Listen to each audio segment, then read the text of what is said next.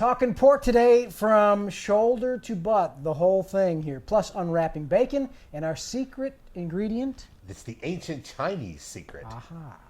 We'll get into that coming up. Great TV starts right now. Fire it up.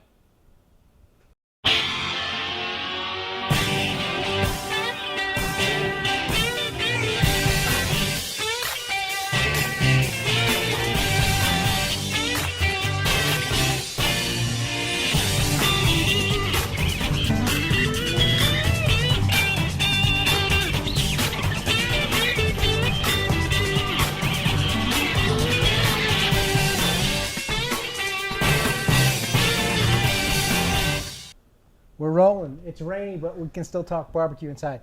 Hey there, great TV time. Bill West, along with three-time South Carolina State Barbecue Champion Jack Waybor. We are coming to you from the birthplace of American barbecue. Mount Pleasant, South Carolina. It has been raining cats and dogs here for, I think, about a month, Bill. The frogs are about, can you hear them now? They I could wonder get if they'll pick that they up. could drown us out before might. it's all said and done because they get super loud here. But we'll get through it. We got some barbecue to talk about. I drink beer first. It's time. South Carolina beer. Appropriate for talking about the birthplace of American barbecue. Palmetto, I like that. Thank you, Tony, for the Palmetto beer. Very good. And Tony's got it too. Yep. Behind the camera. Today, as always, we're going to remind you, subscribe. If you get iTunes, it's real easy to do. Just click the subscribe button. You can watch right there on your iPod, your iPad, or your right on your desktop. Subscribe. Real easy to do. First letter comes from Stan. He sends us a thing about barbecue. He's talking about pulled pork in general, but for making barbecue sandwiches, he wants to know what kind of cut of pork works best. Picnic or shoulder, Boston butt, or whole ham. What would you guys suggest? That is a lengthy question, and I appreciate you sending it in. Certainly get your questions to us, and we'll answer in the best way that we can. Cuts of meat that's best for pork sandwiches. Well, I like the Boston butt myself. The Boston butt is the most forgiving piece that we have. I think, personally, the picnic ham is probably the best of the cuts. It's the richest of the cuts. Gives you the best true rich porky goodness that comes out. Now, just to clarify, because we've got all ranges of people talking barbecue of knowledge, the shoulder is the shoulder. Shoulder is the shoulder. But the butt is actually the top of the shoulder. The top part of the shoulder. On the right. And the picnic ham is more down towards the foreleg. And it looks like a ham because of the way it's set up, but it's actually called a picnic ham. Because it'll go down to the neck. Right. The picnic ham and the Boston butt put together is the whole shoulder, front leg, from the shoulder blade to the little bit below the knee or the hock or whatever you want to call it down there. And now, when you talk about a ham, that's the whole hind kind of thing, and usually we see that cured or whatever. Cured, although Thanksgiving or something. Yeah, fresh they're called green hams or fresh hams. Cured they're called ham. But I have 100 funny stories, cut meat for years, about people who came to the store and bought a ham and then called me up later on and said, my ham is not a ham. It doesn't taste like a ham. It tastes like a pork roast. Well, unfortunately, people have a hard time distinguishing ham from ham. Ham is a body part. Cured ham is a cured body part. Fresh ham is the same piece. It's just not cured. So then they'd have a roast for Thanksgiving. Well, yeah, we'd be very nice, and we'd tell them to go ahead and bring it back to us, and we'll go ahead and make it right and show them exactly what they really wanted to buy. People just, they think ham is ham, and it's kind of like a Kleenex, Bill. Now, I would guess a whole ham would be considered probably a nicer cut, but it would be leaner, right? It is a leaner cut because and can you use that for sandwiches? You certainly can. It's harder to deal with. It's harder to make into pulled pork. Most of the time, ham meat is chopped. It's harder to make because it doesn't have the connective tissue is so tight. It's hard to shred it and pull it because it's the muscles are so tightly put together. But you can do it that way, but it's hard to make it give up, is what we call it in the barbecue business. So most people don't use that at all. I can't say most people don't use it for pulled pork sandwiches. It is good, of course. Whole hog barbecue has all of it in it. You chop, you put the hams and the shoulders and everything together, and it gives just a good, solid taste difference, texture difference. So there's a lot of different things that go into whole hog barbecue, which is why whole hog barbecue is generally considered to be the top of the line barbecue. And you can't find that much really in restaurants.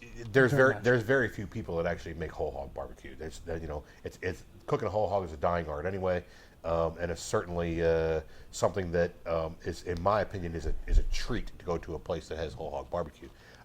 For a sandwich, you can put anything you want on a sandwich. I mean, you can take a pork loin and slice it and make a perfectly good pork barbecue sandwich.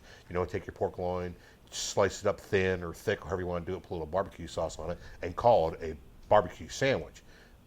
But to get that true pulled pork, really good, solid pulled pork sandwich, the shoulder or the foreleg is definitely the way to go. All right, there you go. With all the sustainability and the stuff going on, you'd think there'd be more use every bit of the pig type places. Right.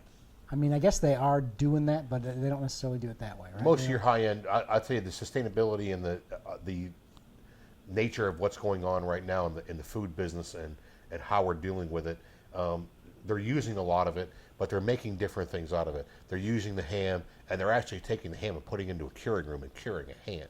So they're using it, but they're just using it in different ways. Of course, the loin is used, the ribs are used, and then they're taking what's left over after they're getting done butchering in the restaurant or wherever they're doing it, and they make the sausages out of it, or they make the charcuterie out of it, or so on and so forth, or whatever they're doing. So they're using the whole animal. They're just not making barbecue sandwiches out of the whole animal. Well, along the same lines, our website of the week is another bacon site. There you go. You pointed out we did another bacon explosion one. This one, I'm itching here today. You look good, though. Getting kind of gray. You are. You don't have any gray in yours. Well, I got a little bit, just can't see because it's all red. Oh. This is real. I don't dye this. Yeah, well, I'm losing it up there.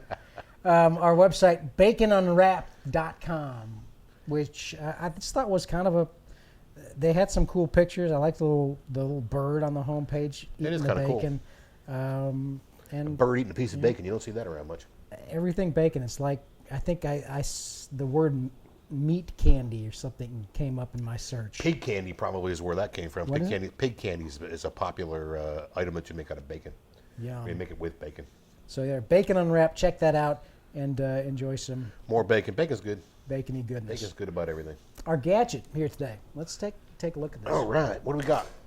This is, last week we did a We'll knock the mirrors grilled over, for God's basket sakes. and a grilling kind of walk, but this is another grilled basket.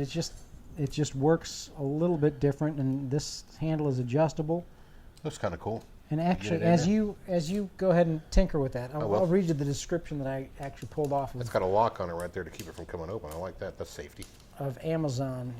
Because actually it's about $22. $20 and you're in. But you can close. Look how that you can make that's somewhat adjustable. So you could I put see a it. piece of fish on there Yeah, and make you it so could. you can flip it.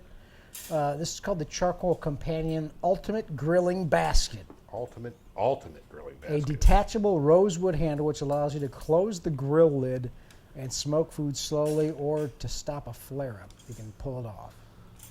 But turn everything in the basket. Rosewood handle stays cool longer and keeps hands away from the heat. Non-stick coated basket is dishwasher safe. I think it would be awesome, Bill. I would put a chicken breast in there, or hamburgers or so on and so forth, and you put them in the basket and put it on the grill, and you want to flip them over. Instead of having to flip each one over, you just go zoop, and over it goes, and you're hot to Pretty trot, ready to simple. go. Yeah, easy. Nice. Good $20. for like a That's not bad. good for a smaller grill or something where you can. You put that on the grill, and then you take your. Let me get it unlocked there. You take that out and close your lid, and then when you're ready to go back in again, you just go ahead and pick it right on up, and you're ready to go. Charcoal Companion Ultimate Grilling Basket. I like it. All right, our secret ingredient was teasing that as the ancient Chinese secret because buddy. Well, I don't even have it here. We don't have any soy is sauce laying around. Soy sauce this week, and actually they're probably cooking.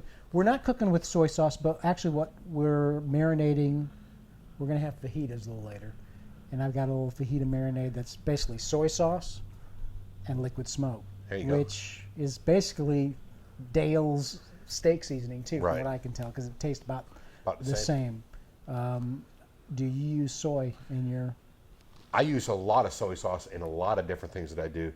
Soy sauce is highly recognizable. It's very pleasant, and soy sauce brings the umami, which is the search for umami. We've talked about umami in the show before, and we certainly want to continue that quest to find things that taste good and magnify the flavors of what's going on in your. Describe what is it? There's like so many different tastes, and one of Right. them is salty, sweet, and one Sour, of them's- bitter, and one of them is called umami, which is a savory flavor.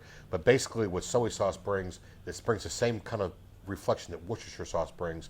It intensifies the flavors of what you're using.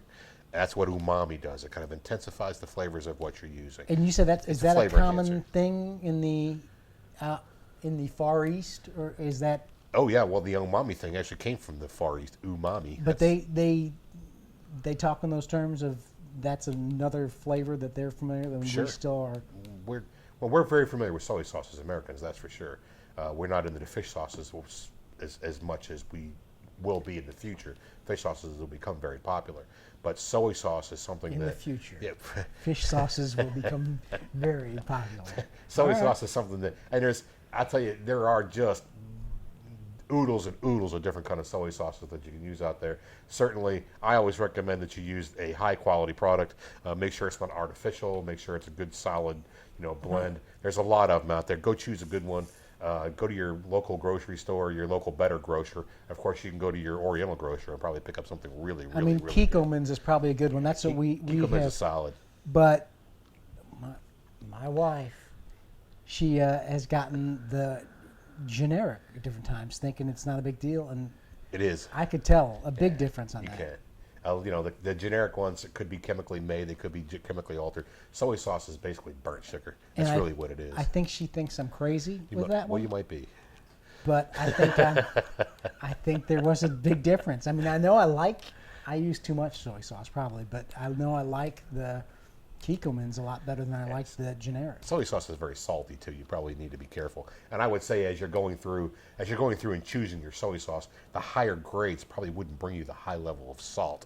Where the lower grades, it probably would be more heavily leaning towards salt rather than soy sauce. Now I've seen some different kind of more exotic brands that look more authentic Sure. at the grocery store. Absolutely. Have you tinkered with those? I get them on occasion. Really, the best way to taste a soy sauce, if you want to tinker around with it, is Open up the bottle in the store. Yeah, so you take a swig, boil up some rice, throw your soy sauce on a little bit of rice, and taste it because rice is fairly neutral, and taste what it is. You certainly don't want to be making a huge pot of sauce, barbecue sauce or anything like that you're making, and use something that you've never tasted before. So taste everything that you're using, and your brines all have soy sauce in it, and everything is all centered around the salt and the umami coming into your whatever So you're it's doing. good for a brine. Yeah, man, great for a brine. I use it in my brine all the time. That'll get in there. Okay. You mentioned rice, and this is totally random, but I saw an ad for a whole grain white rice. Really? Have you heard of that? Nope. First time for me. I'll look into Let's it look before into we it. bring it up again. I think that's it. Do we have to just remind people to send us a great plate? And let's take a look at this one. This one comes from. This one comes from Greg Rempe at Barbecue Talk Radio. What a great fella Greg is. Certainly his show on Tuesday nights is something you want to watch.